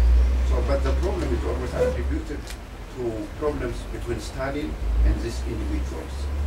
But the Soviet Union at that time had a huge communist party, it had a Red Army, it had mass organizations and labor unions. Didn't those organizations have a say in convicting those individuals? Because the way it looks is like, it looks like a mafia, the mafia. No, it doesn't look like the mafia. That's what we're because told. All the American scholars also say Stalin and his complice. Stalin is this. Why should we have that kind of perception in the United States? That's what I'm talking. These people, the members of the Communist Party have, the cadres and stuff, have a say in convicting those individuals? oh no, they had a trial, but that's the way it's done. But I think what you're saying is that we have all been subjected to this anti-Stalin paradigm, this version of history that blames Stalin for all this stuff and says all these people. It's hard for many people to imagine that it's all false, that in fact these people were guilty. It isn't so hard for me anymore because I have studied the evidence. I've found it and gathered it and studied it. So it's not so hard for me. And I think it'll be less hard for you if you read, in terms of the Moscow trial, if you read this book carefully. Because you can see the first half of the book how the false versions are put together, how some of these famous American historians, published at Yale University Press and stuff like that, falsify the evidence and the deductions from the evidence. And that's how it's done. So if you do that, and you do it enough, then you see, then you understand how we could have been bamboozled all these years, how it could all be a lie. Of course, Trotsky and Khrushchev too. But in terms of the scholarship, the first half of this book, I should say, for many people is going to be heavy going, because I take the three standard histories, and particularly the one done in 2010 by Matthew Leno, published, 800-page book published by Yale University Press, about the Kirov assassination, where he concludes that, oh yeah, you know, the assassin was a lone gunman and Stalin framed everybody else. He has to massacre the evidence to try to get it to say that. In fact, the evidence doesn't say that, so I point that out. And then in the second half of the book, I go on and say, okay, well, here's what it means. Here's a lot of other stuff that we didn't even talk about. Also, bias by omission is a very important way of biasing something. If you don't, you know, he left a lot of stuff out. I go over that in some of these chapters. He quotes certain documents. I got a hold of the documents. I point out, here's what he left out. These are the key things that tend to point to the conspiracy. He left these things out of the document. He left ... you know, and doesn't tell his readers. It's a deeply, deeply dishonest book. But I understand why he did it. If you want to make a career, if you want to make a career in the field of Soviet history, you cannot say that Stalin was innocent. You can't do it. You won't get hired, you won't get published, you won't have a job. Okay, so that's the way it is.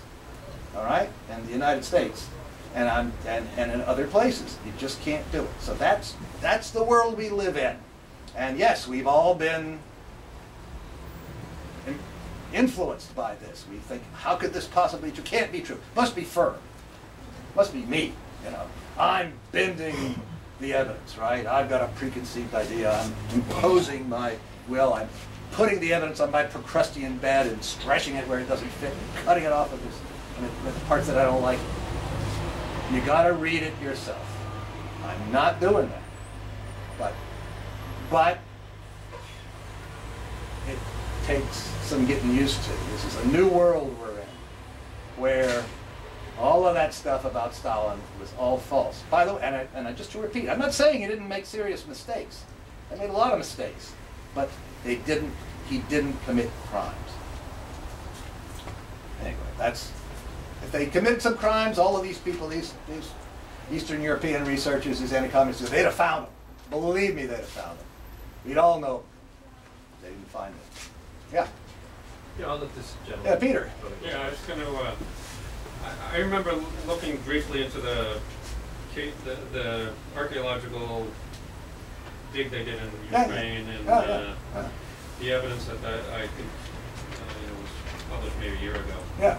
And I'm wondering what's happened since then, and also, you know, it was, to me at the time, I forget a lot of the facts, but at the time it was pretty clear that there was this one person they could point to that definitely was not in the place he was supposed to be, and he died at the wrong time, and how could that, it puts into doubt a lot of the stuff, a lot of the scenario that they painted for the Katen massacre, but you know, that's one piece of evidence. How much more is there, and how much more has been, you know, have they continued that dig, and what more has come out since then? No more reports. I'm sure eventually there will be a report. But the reason they started that dig, I don't know, did I say this? The reason they started that dig to begin with, in Volodymyr Volynski and Ukraine, was because they thought these were NKVD executions. Somebody told them they were. So this was going to be great. You know, we're going to find more victims of Stalinism. And well, first of all they found that it was. There's no evidence it was anybody but the Germans. The Ukrainian archaeologists refused to even agree to that. But the Polish archaeologists did. And then she puts the name of this one guy in a little footnote on page 4 or something like that, and with a whole bunch of numbers and codes after it. And if you're not looking for it, if you don't know what all that stuff means, then you don't know that that's connected with the Katen case. But a year before that, they found a badge for another Polish policeman who's also supposed to be buried 700 miles away. That doesn't even appear in the report. That's not even in the report. Those are the two most important things they found there. You know, they found a bunch of bodies and a bunch of trinkets and stuff, but those are earth-shaking things, right? Imagine that. You know, here is evidence that, if you want to be cautious, may prove that the Katen massacre, as we know it, didn't happen, right? That's the only significant thing they found. And they tried to bury it completely. But you understand why. That's the basis for this right-wing propaganda. You know? So there hasn't been any more evidence that's come out since then, and that's. I haven't seen any reports. I know that supposedly they're still digging there, but I haven't seen any more reports. They must be pulling out identification information of who these people were. Yeah, well, they don't. You know, that's the interesting thing. Of these bodies, if you saw the photographs, these bodies are all skeletonized. But I'll tell you this: there's no reason to think there's no particular reason to think that these are the only two Polish officers who were supposed to have been shot 700 miles away 15 months before by the Soviets that are buried there. But we're not going to find out about any more. They're not. If they find more, they're not going to tell us. That's for sure, right? Poland has invested huge amounts of money, and also it's their ideological history in this anti-communist, anti-Stalin version of the Katen massacre. Okay, and they're not going to let a little thing like the truth get in their way. I mean, they never do. So we're not going to find out any more about the Katen massacre. They could be 50 people buried there, or 100 people buried there. They did find other parts of Polish policemen's uniforms. That was in the report. If you took a look at the report, you'll see that's there. Even all these years, that could be identified. But if there's any more evidence of people who are supposed to have been shot at Katen being buried there, we're never going to learn about it. Forget it. Maybe I'm suspecting some people are, I'm a little vague on it. The key point of the Katen massacre is exactly when did it happen, because if it happened at one point, it could potentially be the Soviets. If it happened now, sure, if it happened in 1940, it couldn't be the Germans, it had to be the Soviets. Sure. So, I mean, that's the key, is when did these people go. There's a new book out by a Polish nationalist who wrote a book about some American POWs who were brought by the Germans to Katen in 1943 when they were uncovering these bodies. The Germans gave them a snow job, and these guys said, yes, we agree, we think the Soviets did it. And the book that came out, it made a little bit of a splash in the paper, the stories in the paper was, American government hid the truth about the Katen massacre, you know, these POWs knew. And I responded on the Each Poland list, I said, they didn't know. Nobody could tell how long a body has been buried in the ground by looking at this decomposed corpse. And even doctors couldn't do it then, and I don't think they can do it now, because it depends on the soil and the acidity and, you know, the specifics, how much water there has been and what they've been, you know, whether they've been piled on top of other bodies and so forth, right? There's no steady rate at which bodies decompose in a certain way so that you can date them that's valid for all soils in all places at all times. But even if there were, these POWs, these were Air Force guys who had gotten shot down, they weren't going to be able to tell. So the fact that they said they were convinced, that didn't prove anything. You know, they shouldn't have been convinced. The accusation in this book was the American government should have said at the time that, you know, the Soviets did this. Of course they shouldn't have. Even if they thought the Soviets did it. If it was a war, they shouldn't have said it. In fact, I think, and I'm not the first one to think this, I think that the Germans must have cleared this with the Polish government in exile first. Because the Poles, immediately the Germans announced this, the Poles said, we're sending a delegation over there to investigate this. We're sending the Polish Red Cross over to investigate this. The International Red Cross wouldn't go. Polish Red Cross went, and the Germans let them in. It's hard for me to believe that it was not arranged in advance. That is, that there wasn't active collaboration. But there's no smoking gun. There's no paper trail. Of course, if there had been a paper trail, it would have been long since destroyed. We weren't going to publish it in a book for us to find. So that's my feeling. But, you know, even if it wasn't true. Yeah.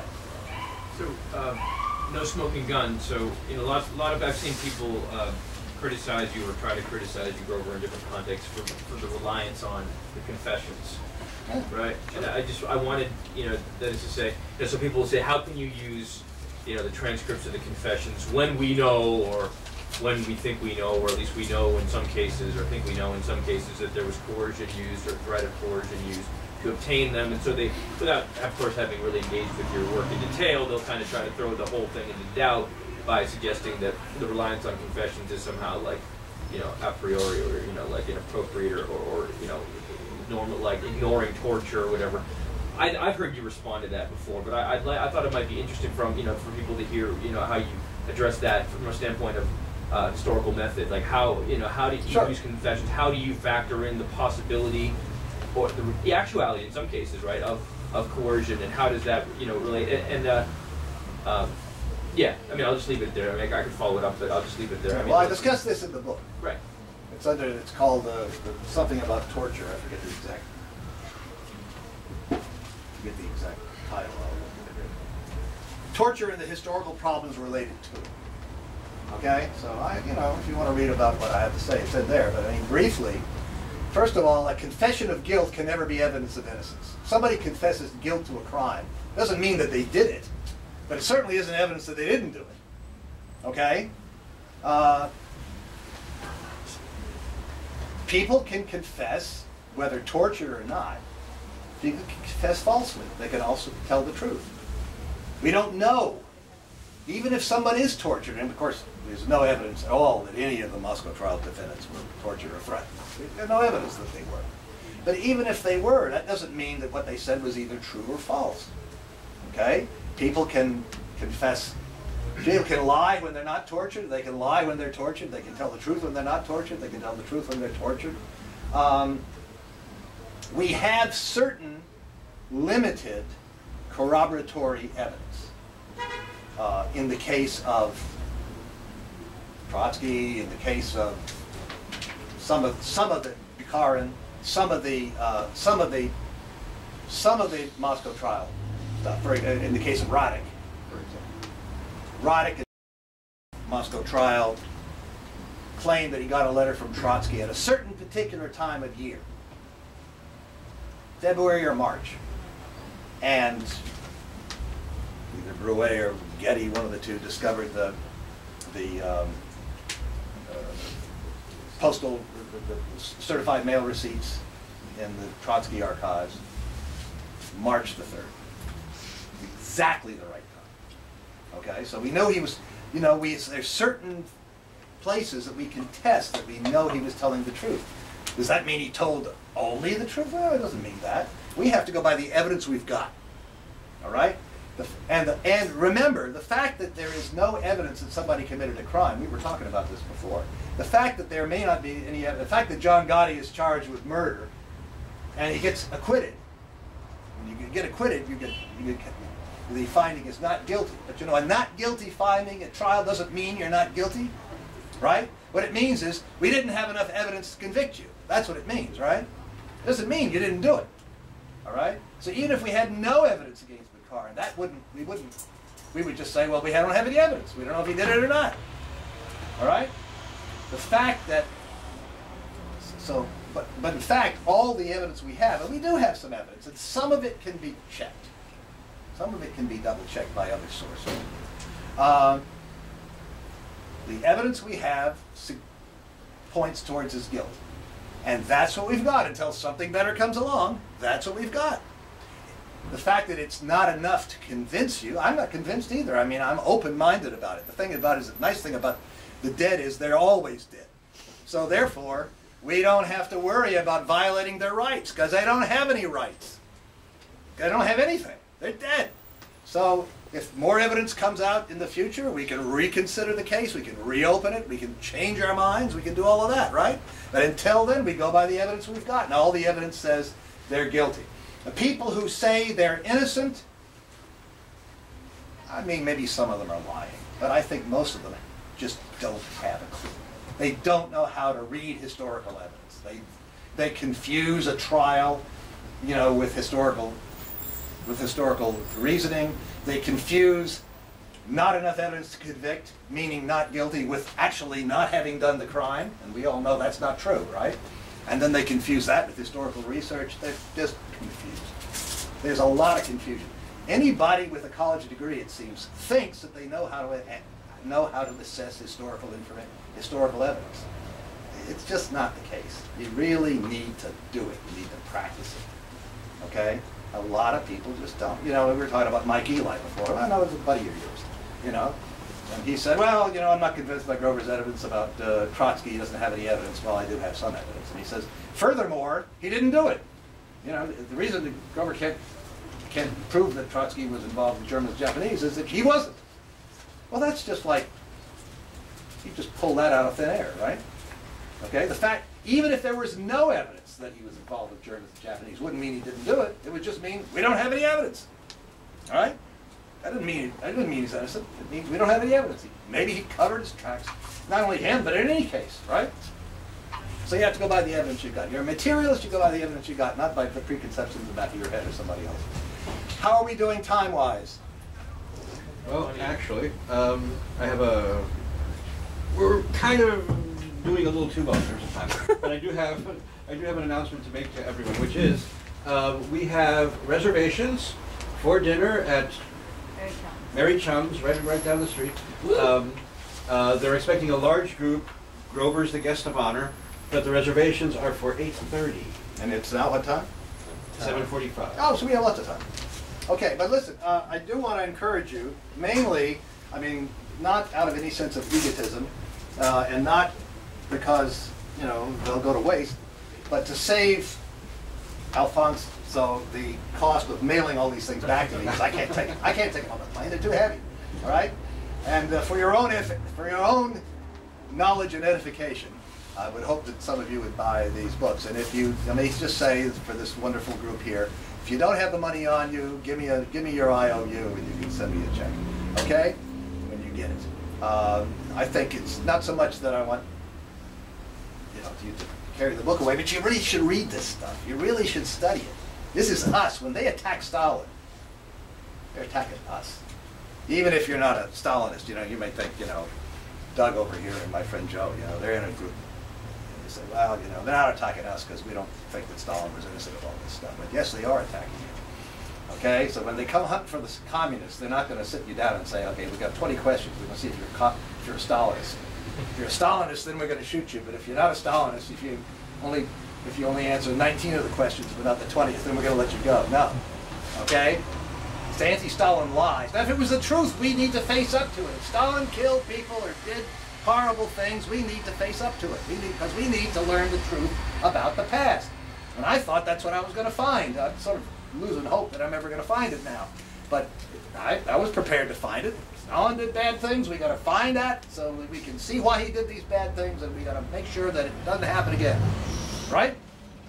You got to be, if you're a materialist, if you're a Marxist, Trotsky wasn't, of course, because he had to lie. But that's a dig at Trosky. But in any case, I bet he had to lie. I mean, if you're going to do the kind of things he did, you had to lie. If you're going to have a conspiracy, you've got to lie. So he lied, right? We know that, right? I'm pointing to Doug. We know he lied, right? So then, you know, once somebody's a liar, then you can't believe him. Okay, then he could lie about anything. Getty pointed that out someplace or other. He said, you know, Trotsky lied when he thought it was useful to do it. Therefore, you can't go by what Trotsky said. Trotsky said something is the case. That's not evidence that it's the case. Of course, it never is, right? When he says something's true.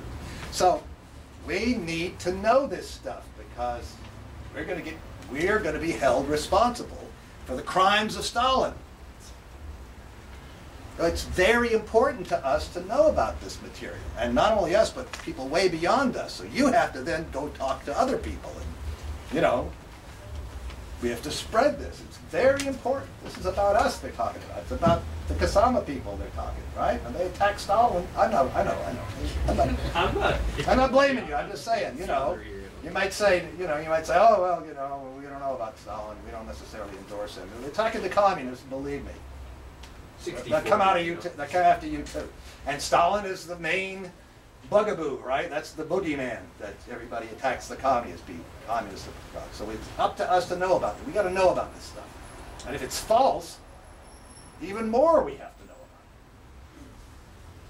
it. So you know, people have written me. Of course, fortunately, I have tenure. God knows how long tenure's going to last in this society. But people write the president of my university all the time to demand I be fired because he denies Katen, he denies the Holodomor. How can you let this man put his articles on the web page? How can you do this? You know, it's serious stuff. So we need to know about this stuff. So buy the book, and even more important, get it into some libraries, okay? Yeah. Go ahead. Anybody else? Questions? Yes. Well, let me take this gentleman here, Peter, because he hasn't said anything. Okay, well, I had a comment that last night in East Boston, the Socialist Workers' Party had an anti-Russia forum where they alleged that I didn't go, but I saw their announcement about it, and their material in the announcement said that the coup in Ukraine is a progressive, like, Ukrainian workers struggle against centuries of Russian domination that was only broken by the first 10 years of the Soviet Union while Lenin was alive. And so, and Trotsky. Yeah. Well, so I would say that they're using these alleged Stalinist crimes to justify, like, neo-Nazi rule in Ukraine now, and to be attacking Russia now. And you know, their material didn't even seem to, like, recognize that Ukraine was occupied by Nazis in World War II. Like, do they think that the Nazi occupation of Ukraine was attempting to liberate Ukraine from Russia? Yeah, I hear you. It may have something to do with the fact that I think it was 1940, I think it was the last year of his life, Trotsky wrote 2 essays, which were published later, calling for an independent Ukraine. Now, you know, in the light of everything else, that's very interesting. But he did, and of course, the Trotskyist, you can't be a Trotskyist unless you assent to everything that Trotsky did, so said and wrote. So my guess is that comes into play. That will come into play somehow or other. Trotsky in 1940 was calling for an independent Ukraine. In the context of the time, that we know that the Ukrainian nationalists came into Poland with the Nazis, he doesn't say, of course, I'm supporting the Ukrainian nationalists who came into Poland with the Nazis. He doesn't say that. But in the context of the time, I mean, it isn't spacemen who are going to come down and liberate Ukraine, you know. So it seems reasonably clear, I know Doug will not agree with me here, but it seems reasonably clear that Trotsky is making some sort of gesture to the Germans here, because the Germans are the ones who have the Ukrainian nationalist armies with them, and the Ukrainian nationalists are the ones who are saying, we're going to use Hitler. We're going to use Hitler to get independent Ukraine. And the first thing we're going to do when we get into independent Ukraine is we're going to kill all the Jews and all the communists. And then we'll really have an independent Ukraine. That was their stated goal. We got the papers on it. Okay, but it'll be independent. Well, except that Hitler wouldn't let it be independent. Nasty old Hitler. But so that's the context. But they won't acknowledge that that's the context. They'll abstract it and say, Trotsky just said that, nations should be independent. That sounds harmless, pretty harmless. If you abstract it enough, if you're like put it on the moon, then then it sounds very harmless. In the context of 1940, with all the things that are going on, it doesn't sound so harmless. But he wrote that, and they keep bringing that up. So my guess is that has something to do with it, probably. But of course, it's bullshit on other grounds too, right? That these people are far from, far from freedom fighters or whatever you want to call them. Of course, that's the way they describe themselves. But don't forget, Hitler described himself that way. The Nazis were nationalists. It was all justified by nationalism. And so that's why I say nationalism justifies nothing. Okay? Internationalism, now that's a different matter. But it's not about that. Okay, and then I'm reading this book, Fraud, Famine, and Fascism. Doug Toller, by Douglas Toller that I bought last time I saw you speak, and I was he goes through Toller goes through the material from the 1930s about the alleged famine, genocide in Ukraine, that from like the Hearst newspapers and Nazi sources, and how it was all debunked and was brought up over and over again in the 50s and the 80s. It's pretty good book. So I'm wondering, is there any new new material that the people who believe in the Holodomor are using that we need to? It's just the same. No, they have no evidence at all. I have some stuff on this on my webpage. I don't really want to summarize it here. I had a little quarrel with, or disagreement with David Marples, who's a professor at the University of Alberta. Classics in Ukrainian studies. And he's not a Ukrainian himself, but he is a Ukrainian nationalist, and that department is wholly Ukrainian nationalist. I had a little debate with him on the H Russia list a few years ago. I put all the URLs on my Katen page.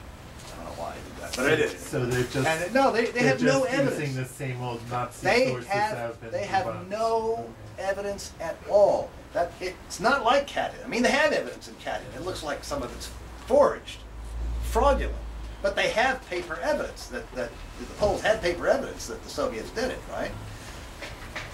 The Holodomor is completely constructed in the air. There is no evidence for it at all. And I've read a lot of that stuff. They keep coming out with more and more and more. I've read a lot of it. And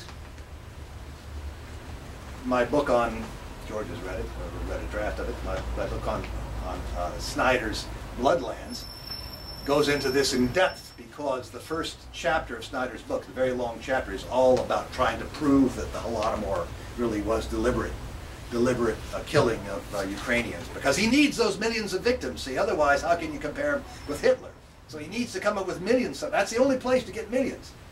I mean, even if, as I thought when I started to write that book, I started to do the research, even if you accept the Katen massacre, the Soviets shot the Katen massacre, that's 22,000 people. That's not nice, but it's a drop in the bucket when you're comparing to the Nazis. The Nazis, 10, 20 million people, right? Even he agrees with that. So that's not helpful. you need big figures, so he has to do that. There's nothing. But that doesn't mean that there aren't lots and lots and lots of tenured famous professors all over the world who will tell you different. But who cares what they say? We're materialists here. We don't agree with the word of the great man, right? Stalin criticized the cult around himself, right? If you read my book, you'll see that, right? It's not. He said it's socialist revolutionary. We Marxists don't have cults. We want evidence. We're materialists. What's the evidence? There's no evidence. The emperor has no clothes. Okay? Remember that Hans Christian Andersen? Everybody said the emperor's clothes are beautiful, and he was naked. And the little boy who hadn't been indoctrinated yet, right? Hadn't been indoctrinated to see what isn't there. Okay? So he said the emperor has no clothes. So we're not little kids anymore. So we have to undo our indoctrination. Okay? But once you do the indoctrination and you look at the evidence, the emperor has no clothes. He's naked. This anti-Stalinism is bullshit. Okay? And I didn't know this was going to be the case when I started doing this research. I was going to be interesting, you know. I'd find some of it's true, some of it's false. We'll find the story, you know. We'll make a nice little article. It's all false. Unbelievable. But there he is. Okay? So we better get used to it. Because we're going to have to convince other people. And then they're going to be saying about you, when you talk to other people, they're going to be saying about you what they say about me. Oh, no, you're so one-sided, you're so blinded, you're a cultist, you're, you know, right? You're an idealist, what's wrong with you? You're a Stalinist. That's good. I get called a Stalinist a lot. Here's why, okay? Somebody accuses Stalin of doing some horrible thing, right? Some crime. Okay. So I go do the research. I've done this a lot of times. It's kind of fun. I do the research and I find out he didn't do it. So then I write this article and he didn't do it. And then they say, oh, but you're a Stalinist. You say Stalin didn't commit that crime. That means you're a Stalinist. The fact that you're a Stalinist means that we can't trust what you wrote, right? So it's a circle. You follow me? It's a circular reasoning. Okay? We can't trust what you wrote because you're a Stalinist, but you're a Stalinist because you say that Stalin was not guilty. Okay? You say Stalin was. You follow me? So it's a circle. So therefore, we don't have to pay any attention to what you say because you're a Stalinist. And how do we know you're a Stalinist? Because you said Stalin wasn't guilty about this. Whatever happened to the evidence? Where'd it go? Right? They don't want to talk about evidence. They don't want to talk about evidence. The most radical word in any language is not communist, although that's a pretty good radical word. The most radical word in any language is evidence. You're talking to somebody who believes in God, who thinks that Jesus Christ came to save the world, and you say, where's your evidence? And they're going to start calling you a communist pretty soon. Okay? Because evidence is the most radical word. So don't forget about it. Not who said what. Okay? Sorry. Matt and Ray will get a little excited. I'm sorry, I didn't mean to do That that. note, should we wrap it up and let individual conversations take place? Okay, why don't we do that? Yes. Yeah. Everybody come and buy 5 copies of my book. One more question. Oh. I think the Obama administration has recognized the current government in Ukraine, Sure. and is also extending diplomatic Sure. and financial support. Of course. And in the context of global peace, don't you think what Obama is following is like a Nazi policy? Yeah, I mean, yeah, of course. Anything to weaken Russia, right? There's this big international. Ukraine is, I think I said last night, or somebody recently, it's like there's a boxing match, all right? Ukraine is the ring that everybody's jumping up and down on, right? But the fighters are Russia on the one hand, and the European Union, maybe there's 3 of them, right? And the United States on the other hand, right? And Ukraine is just the platform on which they're fighting. I mean, there's other, it's a little bit more than that. Ukrainians have a stake in this too. But that's a large part of it. Okay, thank you very much. Thank you. Thank you. Thank you.